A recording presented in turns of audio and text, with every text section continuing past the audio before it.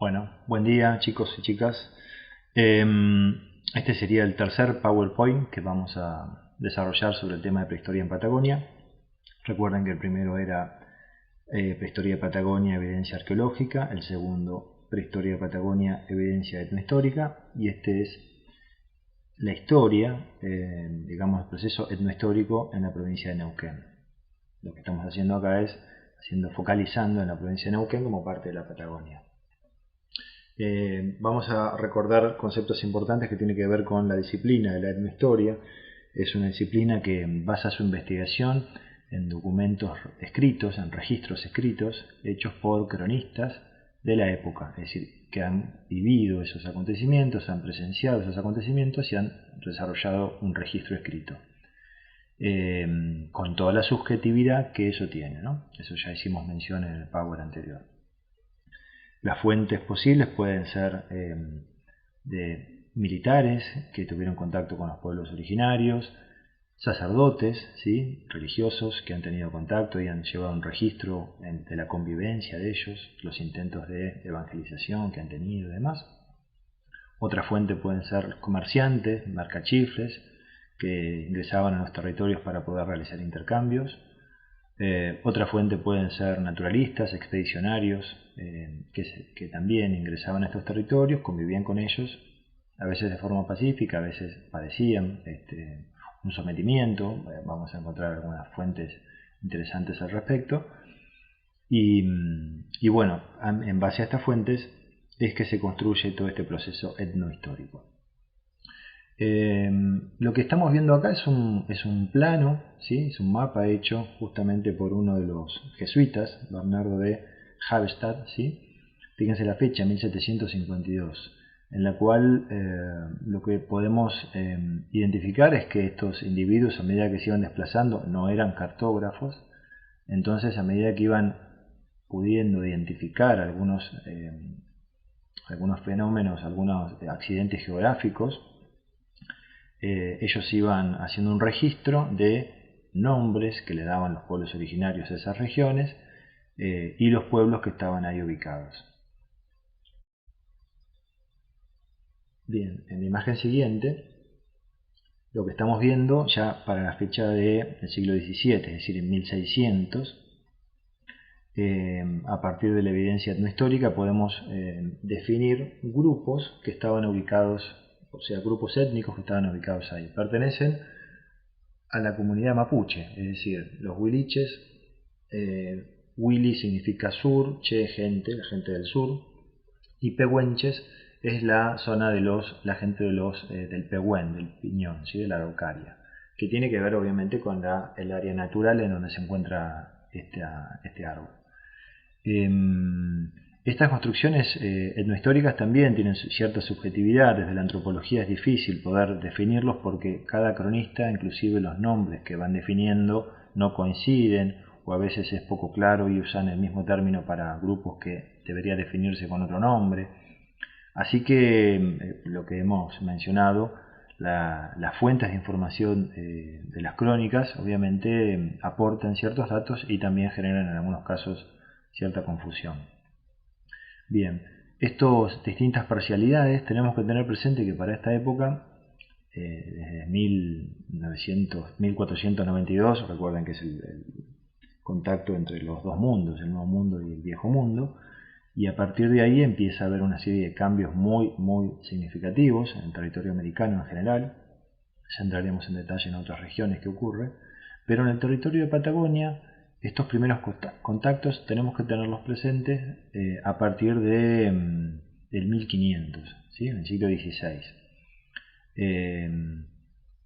Y estos contactos recuerden lo que yo les mencioné del complejo ecuestre, la incorporación del caballo, en 1535, que quedan esos animales libres en el territorio de la zona pampeana de la provincia de Buenos Aires, que se reproducen y lo domestican los pueblos originarios, tanto el tehuelche, pero también lo va a incorporar el mapuche, ¿sí?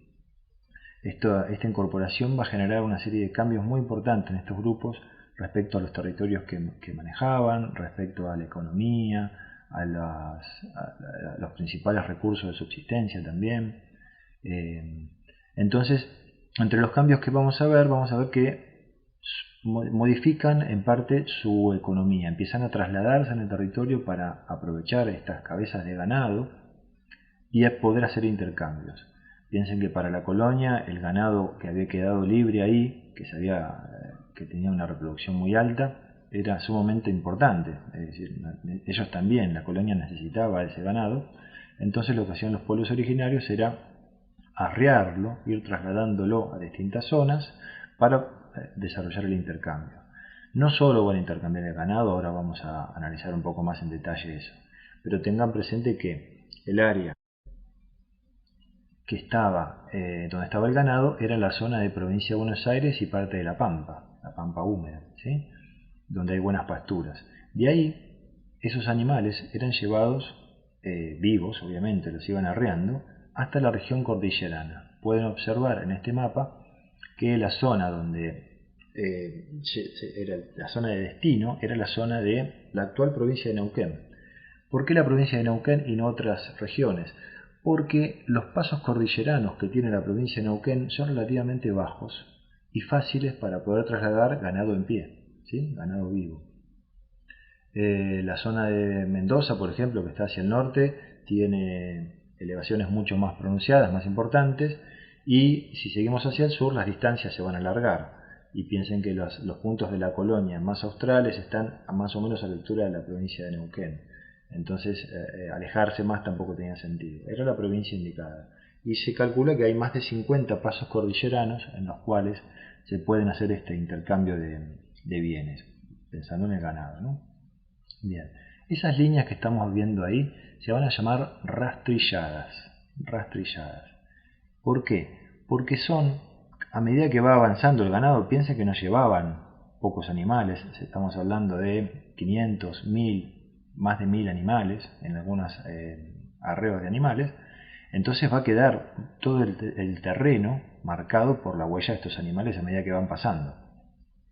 Y dejan como si fuera los surcos de un rastrillo. Todas esas líneas que van quedando, esas huellas que van quedando sobre el territorio, se les van a llamar rastrilladas. Y eran útiles inclusive para ellos porque eran de alguna forma los caminos que tenían que hacer a medida que iban llevando ganado de una zona a otra.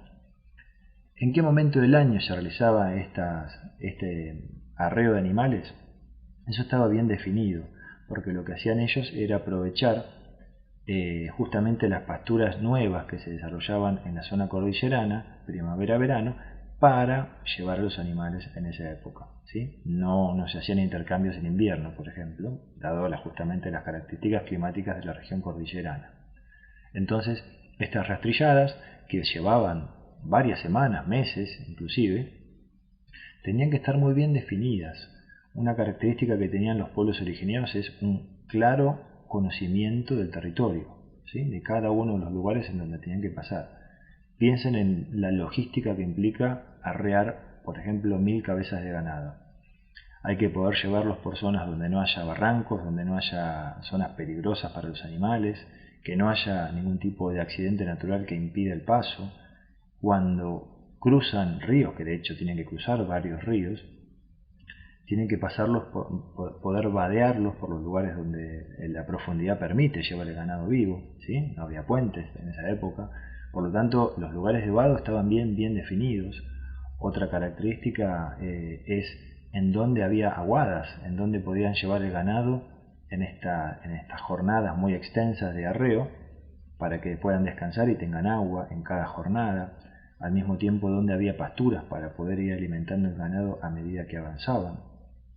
Todo esto lleva a un conocimiento del territorio muy claro, y esas líneas que estamos observando ahí lo que van a definir son los caminos por los cuales ellos se aseguraban el traslado sin problemas de estos animales en pie, digamos, hasta la cordillera. Acá estamos viendo otro mapa con líneas de rastrilladas, ¿sí? Fíjense los nombres. Acá aparece algo interesante que tiene que ver con la toponimia. La toponimia aborigen es importante porque es un concepto que son los términos que ellos usaban para cada región, los pueblos originarios, que después va a quedar como nombre de la zona, de la región, de alguna localidad, y la razón de ese nombre tiene que ver con alguna característica natural que tiene el lugar que es significativa para esos pueblos, ¿sí? Puede tener que ver con ciertas plantas, con cuerpos de agua, con ríos, con ciertas rocas, con ciertas características que ellos usan de referencia por ser importante. Entonces, la mayor parte de la toponimia es obviamente el mapuzungún, que es la lengua mapuche, lo cual también nos está indicando de que el mapuche no estaba ubicado en la provincia de Neuquén, sino que su extensión fue mucho más amplia. Podemos entender que el mapuche estaba, digamos, tenía contacto y se asentaba dentro del territorio de las actuales provincias de Neuquén, de La Pampa, provincia de Buenos Aires y parte de Río Negro también, ¿sí?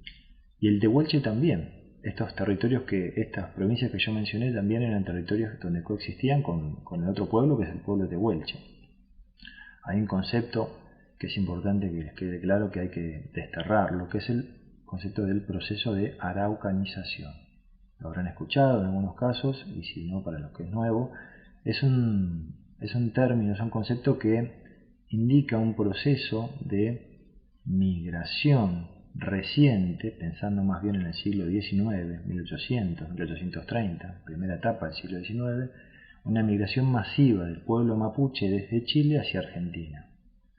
Ese concepto de araucanizaciones tiene una carga política importante, porque desde el punto de vista político, a partir de 1810, 1816, con la independencia del territorio, ya es Estado argentino, entonces todas estas migraciones fueron ya con el Estado argentino conformado, y los reclamos que puedan hacer los pueblos originarios no van a tener cabida considerando este concepto, ¿no? A partir justamente de que su migración es posterior. Esto es erróneo y esto tiene una carga política que hay que replantearlo y corregirlo, ¿sí? Los pueblos originarios, el pueblo tehuelche, el pueblo mapuche, estaban ubicados en el territorio argentino mucho tiempo antes de la conformación del Estado Nacional, y el área de ocupación del pueblo mapuche no hay que limitarlo a la provincia de Neuquén, sino que hay que encontrar y entender que el área de ocupación no necesariamente es igual a la de los pueblos, a la del pueblo occidental. Quizás ellos no se asentaban en el territorio, sino que eran áreas que ellos usaban en cierto momento del año, cuando vemos por ejemplo el nomadismo, pero es territorio que les corresponde, que les pertenece. Del lado chileno ocurre exactamente lo mismo. El proceso de pacificación de la Araucanía, que fue el equivalente a la campaña del desierto del lado nuestro, en Chile, lleva a una fundamentación de que estos pueblos en realidad migraron hacia Chile en tiempos recientes, ya conformado el Estado chileno, desde la Argentina. Así que fíjense que los estados, de alguna manera, en ese contexto del siglo XIX y comienzo del siglo XX, no estaban reconociendo el territorio de los pueblos originarios. Bien, aclarado este punto, la toponimia es un elemento que nos permite definir claramente que era un área ocupada por los pueblos originarios, ¿sí? Guaminí, Cariló, Carué, Leu Mapú, hay una cantidad enorme de términos que van a poder ver en este mapa que les está indicando que eran áreas habitadas por el pueblo mapuche. Bien, pasamos a una etapa importante. Mencionamos que trasladaban el ganado en pie. El ganado en pie, en muchos casos, era recibido por el pueblo, las parcialidades mapuche que estaban ubicados en la actual provincia de Neuquén, ¿sí? Y eran quienes se ocupaban de realizar el intercambio. Este intercambio con la colonia de Chile estaba pautada, esto estaba bien definido, o sea que ellos acordaban fechas en las cuales llevaban el ganado hasta una región determinada de la cordillera, y de parte de la colonia ubicada en Chile llevaban ciertos bienes para realizar el intercambio, se hacía la negociación y cada uno se llevaba sus productos. De la zona de la provincia de Buenos Aires se traía ganado en pie, y también, una cosa muy importante, era la sal. ¿Por qué? Porque la sal en la colonia del lado chileno no era de buena calidad, y recuerden que en este periodo no había refrigeración y la sal era un recurso fundamental para poder preservar, por ejemplo, la carne. Se la salaba para evitar la putrefacción. Así que la sal era un recurso muy importante. La provincia de Neuquén, al igual que La Pampa, la zona de las Salinas Grandes, son lugares donde naturalmente hay una producción muy grande y de muy buena calidad de sal. Entonces, entre los productos que intercambiaban estaba el ganado en pie, la sal, y otro elemento muy importante que ya he hecho mención es el poncho mapuche, ¿sí? Las piezas de telar realizadas por las mujeres mapuche, que era otro bien de intercambio. A tal punto, y esto es interesante, en las crónicas, el Estado chileno llegó un momento en que vio que era tan demandado los ponchos mapuches y tan beneficioso para el comercio, para el beneficio económico del mapuche, digamos, las comunidades mapuches, que prohibió la circulación y la compra de ponchos. Así que fíjense lo interesante que es el hecho de pensar que este producto era tan demandado por ser de tan buena calidad, tan útil para esas regiones cordilleranas, que directamente prohibió la venta por el beneficio económico que significaba para los pueblos originarios. Bueno, ¿qué aportaba en este intercambio la colonia? La colonia aportaba herramientas de metal, ropa europea, vajilla, ¿sí? Y hay que pensar que armas y aguardiente, digamos, bebidas alcohólicas, no eran un bien que desde el Estado se fomentara el intercambio, porque podrían volverse en contra, ¿sí? Principalmente las armas de fuego. Entonces ahí aparece la figura de los mercachifes, que eran comerciantes ilegales, ¿sí? Que llevaban armas para realizar el intercambio. Obviamente no lo hacían en esos espacios de acuerdos, ¿no? Bien, esta circulación llevó a un gran beneficio para las distintas parcialidades de los pueblos originarios, a punto tal de que empezaron a agruparse en cacicatos, es decir, ese cacique que era el referente, el líder de una comunidad, empieza a tener cada vez mayor cantidad de gente dentro de su comunidad, empieza a tener, por ejemplo, entre 5.000, 6.000, 10.000 personas a su cargo, en algunos casos más inclusive, y estos cacicatos cada vez tienen más poder. Entonces, lo que llevó esto es a justamente un poderío, no solo económico, sino en cantidad de guerreros, que fue muy importante por la etapa posterior, porque esta etapa de los intercambios se da en el siglo XVIII, pero en el siglo XIX ocurre también una presión de parte principalmente de Provincia de Buenos Aires. Piensen que ya está el proceso de independencia del territorio argentino, el Estado Nacional ya está conformado, y empieza una presión muy grande de los distintos estancieros en Provincia de Buenos Aires para empezar a avanzar sobre el territorio. La mayor parte de la Provincia de Buenos Aires estaba ocupada por los pueblos originarios, ¿sí? Entonces, este avance sobre el territorio va a llevar justamente a empezar a haber conflictos con los pueblos originarios. Esos conflictos llevó, por ejemplo, a hacer incursiones los pueblos originarios sobre el territorio de ellos, cuando lo que ocurría era que avanzaban sobre el territorio e iban haciendo alambrados, ¿sí? Para poder definir el territorio. Esto lo hacían los distintos hacendados, bien digo. Y en muchos casos había enfrentamientos y mataban a individuos de los pueblos originarios. Esto llevaba a represalias de parte de los pueblos originarios, que se van a definir como malones, incursionaban en esos poblados, en esos caseríos, y bueno, arrasaban con lo que encontraban y se llevaban también el ganado. En muchos casos también las mujeres, no las mataban, ni los niños se los llevaban. De ahí, de hecho, el poema de la cautiva, que tiene que ver justamente con una mujer blanca que pasa a ser una de las mujeres de un cacique. Bien, entonces en este conflicto es el Estado el que va a intentar primero avanzar sobre el territorio. Cuando ve que no tiene la estrategia ni el armamento necesario para poder avanzar sobre el territorio, lo que va a intentar durante gran parte del siglo XIX, sobre todo la primera parte del siglo XIX, es establecer acuerdos para tener paz. Entonces se hacían acuerdos de intercambio, las parcialidades originarias pedían ciertos recursos, podían ser yerba, tabaco, café. Esto es interesante, empieza a incorporarse en los hábitos alimenticios estos productos que son de origen europeo o traídos por la colonia, no necesariamente europeos.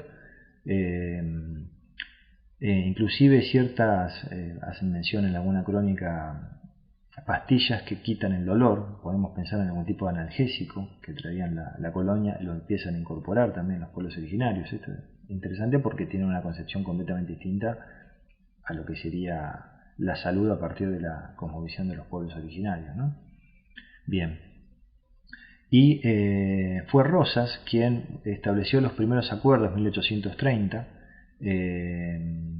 y el acuerdo era paz por raciones. Entonces el Estado argentino iba aportando ciertas raciones, ciertos elementos para mantener la paz con los pueblos originarios. Los límites de la provincia de Buenos Aires fueron fluctuando permanentemente. La línea de avanzada, digamos, de lo que era el Estado se expandía, en algún momento retrocedía, volvía a crecer, y así fue durante gran parte del siglo XIX. ¿Cuándo cambia esto? En este mapa justamente podemos ver cómo fue la línea justamente la línea de frontera entre el Estado argentino, primero la colonia, luego el Estado argentino. Fíjense, 1830, 1836, 33, la línea más o menos no llegaba a la mitad de la provincia de Buenos Aires, ¿sí? Y esa línea estaba formada por un conjunto de fortines, que eran como los límites entre los pueblos originarios y el Estado argentino. Y fíjense que a medida que avanzamos en el tiempo, 1850, 57, 67, el límite fue avanzando mucho más, prácticamente ocupando toda la provincia de Buenos Aires, el Estado argentino, y llevando, a través de los enfrentamientos siempre, ¿no? Los límites del pueblo originario hacia la región de La Pampa. Este tema lo definían en esa época, en el siglo XIX, el problema del indio. Cada vez generaba más presión, sobre todo de los sectores económicos que querían avanzar sobre estas tierras fértiles de la provincia de Buenos Aires, para que el Estado resuelva de alguna manera este problema. Quien va a intentar resolverlo en una primera etapa, siendo ministro de Guerra y Marina, fue Adolfo Alsina. ¿Sí? Adolfo Alsina lo que va a plantear es realizar una zanja. Una zanja, se va a llamar después históricamente la zanja de Alsina. Era una zanja que tenía aproximadamente 2 metros de profundidad por unos 3 metros, 4 metros en algunos lugares de ancho, que iba a actuar como barrera física para que los grupos de pueblos originarios no puedan, si iban con sus caballos a buscar ganado en pie, principalmente pensemos que era ganado vacuno y caballar también, iban a buscarla sobre la tierra de los hacendados. A la vuelta, cuando tuvieran que pasar por estas zanjas, iban a trabarse, iba a permitir al Estado argentino acercarse a ellos y poder, enfrentarlos. Esta zanja se comenzó a hacer, ¿sí? Tuvo tramos importantes. De hecho, en la actualidad, si uno va por el camino del desierto hacia la provincia de Buenos Aires, en varios lugares dice sitio histórico, restos de zanja de Alsina, hay imágenes. Y esa zanja claramente no pudo sostenerse, porque imaginemos la extensión territorial que implica esa línea celeste que está en el mapa. Es muy, muy amplia, muy grande, ¿sí? Se requería muchísima mano de obra que no había en esa época, ¿sí? Que no tenía el Estado argentino disponibilidad, razón por la cual fue muy cuestionada la zanja de Alsina, pero el intento de Alsina era evitar la confrontación, sino poner alguna barrera para limitarlos. Lo que va a ocurrir luego es que, muere Alsina. Alsina tenía una política de asimilación de los pueblos originarios. Su intención era dominarlos, no a través de la fuerza, sino dominarlos e integrarlos a la comunidad, digamos, de la del Estado argentino. Pero, ¿qué ocurre? Cuando él muere, y esta política no la pudo llevar adelante, quien asume el cargo es Julio Argentino Roca. Era un militar formado, una persona, una estratega realmente, una persona muy, muy entendida en cuestiones de estrategia militar. Una vez que asume, lo primero que hace es ir a todas las fuentes justamente de las crónicas que estuvimos haciendo mención, y empieza a hacer una investigación bien minuciosa a partir de esas crónicas, dónde estaban ubicados los pueblos originarios, qué cantidad de individuos tenía cada una de esas comunidades, y establecer una estrategia para saber cuánta gente necesitaba para poder llevar adelante la campaña del desierto, qué cantidad de armas necesitaba y cuáles eran los puntos sobre los cuales tenía que ir avanzando estratégicamente. Bien, una vez que hace toda esta investigación, presenta al Congreso de la Nación una carta, que es una carta famosa, que si están interesados se las puedo enviar. No está digitalizada, pero hacemos una copia, en la cual él fundamenta justamente todos los motivos y las razones por las cuales es necesario realizar esta campaña del desierto, y también pide un presupuesto justamente al Congreso para que el Estado apruebe para poder comprar armas. Las armas que él estaba buscando son los famosos rifles Remington, que tenían una carga rápida, era un arma que podía disparar varias municiones sin necesidad de cargarlo, y esto fue muy útil porque era mucho más mortífero. Lamentablemente tenemos que hablar en esos términos. Bueno, el Congreso, luego de debatir el tema, aprueba este proyecto de la campaña del desierto, y es así que en 1879 Julio Argentino Roca, la estrategia de él era avanzar, ¿sí? E ir doblegando aquella parcialidad que se los enfrentaran, no iban a tener piedad, iban a matarlos a todos. Entonces fueron avanzando de esta manera, y la estrategia de él era llegar al Río Negro. ¿Por qué? Porque hay esta zanja de Alsina. El concepto estaba bien planteado, pero la zanja era inviable. El planteo de un límite natural era viable. ¿Y cuál se dio cuenta que era ese límite? Era el Río Negro. Lo único que había que hacer era poder avanzar, que los pueblos originarios pasaran el Río Negro para el otro lado, digamos, y poner estratégicamente fortines de control solamente donde están los pasos bajos, donde se puede vadear el río, porque en las otras zonas era imposible poder cruzarlo. De esta manera él, con una estrategia brillante, logra justamente avanzar hasta ahí, coloca los fortines. De hecho, en la actualidad, uno de los fortines de ese periodo se lo encuentra en el puente actual entre Chipolete y Neuquén, ¿sí? Hay restos de los fortines originarios de la campaña del desierto. Y con mucha menos gente, después se podía controlar una línea de frontera natural, ¿sí? Porque poniendo gente solamente en los fortines no era necesario controlar toda la extensión del río. Bien, una vez que llegó ahí, lo que hizo después fue seguir avanzando hasta la región de la cordillera, pero eso va a ser definido como una segunda campaña. En total, las campañas de Roca fueron 3. La campaña de 1879, la campaña del desierto. En 1881 es la campaña del Nahuel Huapi, y en 1884 es la campaña de los Andes. El éxito fue rotundo. Esto llevó a que el Estado argentino y principalmente los sectores económicos vieran en él una figura destacada, y llegó inclusive a la presidencia posteriormente, ¿no?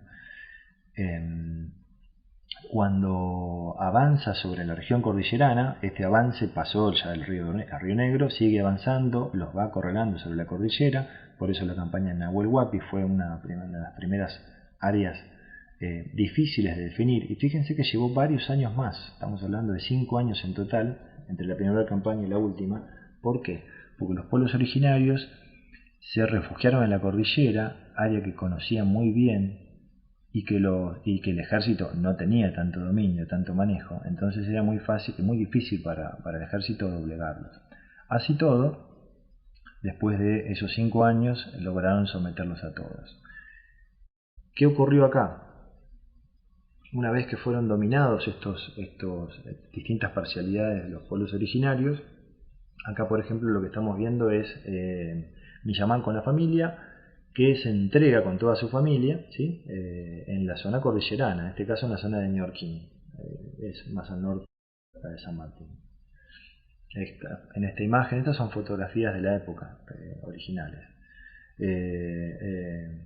Reuque Curá, que era uno de los caciques referentes, uno de los caciques más poderosos. Juan Calfucurá fue otro. Hay varios caciques que voy a ir haciendo, Sayhueque también, Inacayal, ¿sí? Algunos son mapuches, otros son tehuelches, pero en todos los casos pueblos originarios. Entonces lo que vemos acá justamente, fíjense que dice el paraje donde lo terminaron de someter, donde tuvieron que entregarse, a Reuque-Curá, ¿sí? En el año 1885. Bueno, una vez que lograron doblegar a los pueblos originarios, ¿qué pasó con ellos? Esto también es interesante. Primero ocuparon sus tierras. Esas tierras, como el Estado argentino no contaba con grandes recursos económicos para pagarle a todos los soldados que participaron de esa campaña del desierto, cabe aclarar que en estas estrategias también hacían alianzas con ciertas parcialidades que se sumaban al ejército, ¿sí? Para doblegar a otros, y luego ellos se daban cuenta que en realidad ellos también iban a ser doblegados por el ejército. Así que las alianzas esas tampoco resultaron. Esto lo menciono porque en varias fotografías, inclusive la que vimos recién, van a ver que están con vestimenta de soldado del ejército argentino, siendo ellos caciques. Les daban cargo inclusive de coronel y demás. Lo que ocurre es que cuando el Estado logró dominar la región, a ellos también le quitaron ese rango y los sometieron como pueblo originario. Bien, una vez que fueron dominados, lo que va a ocurrir es que como el Estado no tenía dinero para pagarles, le empieza a entregar tierras a los soldados. Esos soldados no tenían intención de instalarse en esta región de La Pampa y de la zona de provincia de Río Negro y Neuquén, y las venden las tierras, ¿sí? Para poder obtener dinero. Es ahí donde entran muchos individuos de la colonia que empiezan a comprar, a hacer acopio de grandes extensiones de tierra. Muchos de los nombres de las estancias de gran tamaño que se ven en la actualidad comienzan en esa época con este acopio por poco dinero, porque los soldados la vendían lo más rápido posible para poder regresar. Entonces se hacen de grandes extensiones de tierra. Bien, a los pueblos dominados, por ejemplo en el caso de varios caciques, son llevados al Museo de la Plata. Y esto también es bastante cruento, porque ellos estuvieron en los subsuelos del Museo de la Plata, un lugar que no estaba pensado como lugar para habitar. Estuvieron ahí la familia de varios caciques, Inacayal, por ejemplo, con su familia. Dentro del museo no se podían salir, estaban prisioneros en el museo de alguna manera. Y bueno, iba muriendo, obviamente, y a medida que iba muriendo, sus restos iban siendo limpiados y guardados en los estantes de las vitrinas para poder ser estudiados. En esa época, piensen que, comienzo del siglo XX, la antropología se llama antropometría, el estudio del tamaño de los cráneos y de los huesos era un estudio que entendían que podía definir distancias genéticas entre las poblaciones. En la actualidad eso está bastante cuestionado. Pero en esa época sí, entonces formaban verdaderas colecciones de huesos de los pueblos originarios, no solo de la región patagónica, sino también del noroeste argentino, del noreste, de cada una de las regiones. Y esta gente que estamos viendo acá está en La Plata, en el Museo de La Plata, y vivieron ahí hasta que fueron muriendo. A medida que iban muriendo, los restos de ellos iban, muchos morían por enfermedad, ¿sí? Iban siendo guardados ahí dentro. Otras, en el caso de las mujeres, generalmente las colocaban como personal como criadas en las casas, en las casonas de Buenos Aires, ¿sí? Y es interesante también ver este proceso. Desde el momento en que son doblegados los pueblos originarios, empieza todo este proceso de bautismo, ¿sí? De evangelización, de imposición de la religión católica, que era la religión que tenía el Estado en ese momento, sobre estos pueblos, de alguna forma para salvarlos. Bueno, estas circunstancias las vamos a encontrar en cada una de las distintas parcialidades que fueron sometidas, que incorporaron el credo cristiano. Después hablaremos sobre Seferino Namuncurá, que fue de origen mapuche, que hoy día es beato, y que fue una persona que se ordenó para ser sacerdote. Bueno, él contrae tuberculosis, va a tener la posibilidad de viajar a Italia en su etapa de formación siendo muy joven, tuvo contacto inclusive con el Papa en ese momento. Muere en Italia y se lo beatifica y empieza a hacerse todo un halo alrededor de la figura de él. Los restos vuelven al territorio argentino y en la actualidad en San Ignacio, a pocos kilómetros de San Martín de los Andes, está un espacio que en clase, si no después intentaré subir imágenes acá, se ha hecho un lugar, un santuario, ¿sí?, de Seferino Namuncurá, que tiene justamente la estructura, forma de cultrún, hecho por el arquitecto Santana, que es un arquitecto muy importante, que es el que hizo el Vía Cristia en Junín de los Andes. Bien, entonces la cuestión del bautismo también es parte de, podemos definir, el genocidio tiene que ver con la muerte física del individuo, pero acá tenemos que estar hablando del concepto de etnocidio, la muerte de un grupo cultural, independientemente del individuo físico, sino que lo que está ocurriendo acá es, están borrando parte de sus concepciones, de su cosmovisión, están imponiendo un nuevo culto, ¿sí? Esto es parte de un proceso de etnocidio.